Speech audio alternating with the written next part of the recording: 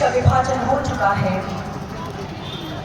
हमें जाति पर बंटना नहीं है। जात न हो जगदीश की तो हरिजन की क्या होए। उसकी कोई जाति नहीं है। इंसान जाति से महान नहीं, अपने कर्मों से महान बनता है, कर्मों से महान बनता है। अगर हमारे सनातन धर्म में जात पात होती तो शांतनु का विवाह नहीं होता।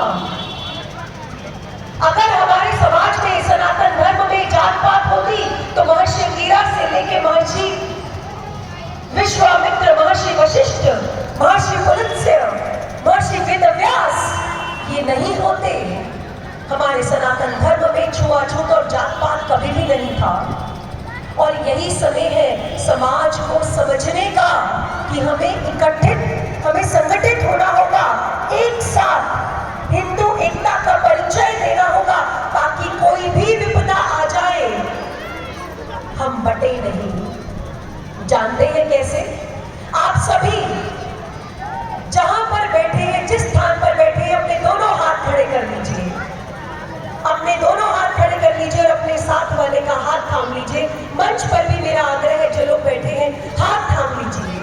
देखिए, आपको नहीं पता जो आपके साथ बैठा है वो ब्राह्मण है, वो क्षत्रिय है, वो दलित है या वो यादव है, आप नहीं जानते। आप हाथ थाम लीजिए, ऐसे ही हाथों में हाथ पकड़ लीजिए एक साथ। काश आप इस स्थान से देख सकते कि कितना सुंदर दृश्य है। ऐसे ही हाथों में हाथ थामे एक साथ एक गति, एक स्वर से चलेंगे तो भारत प्रगति करेगा, भारत फिर से शिखर पर जाएगा। ऐसे ही हाथों में हाथ थाम के चलेंगे तो संरक्षितों संवर्धितों संको मनांसी जानता। हमारे वेदों ने कहा है एक साथ चलो, एक गति से चलो। मुझे याद है बचपन में रविंद्रनाथ टैगोर जी की कविता पढ़ी थी तो लगता था शायद स्वप्न है। आपसे जरूर साझा करना चाहूंगी। Where the mind is without fear and the head is held high, where the knowledge is free, where the society has not been broken up into fragments, my father led my country away. मतलब एक ऐसा भारत जहां सभी सुरक्षित हो, जहां सभी sir उठा के जी सके, जहां सभी को न्याय मिले। लगता था क्या कभी ऐसा हो पाएगा? जब हम छोटे थे लगता था बहुत कठिन है, बहुत मुश्किल है, ये तो राम राज्य जैसा लगता है। लेकिन सज्जनों, आज प्रसन्नता है, ये स्थिति साकार होते हुए नजर आ रही है। आप सभी देखिए यहाँ बैठे हैं, हमारा भारत उन्नति कर रहा है, हमारा भारत प्रगति कर रहा है, सभी को समावेश कर लिया है।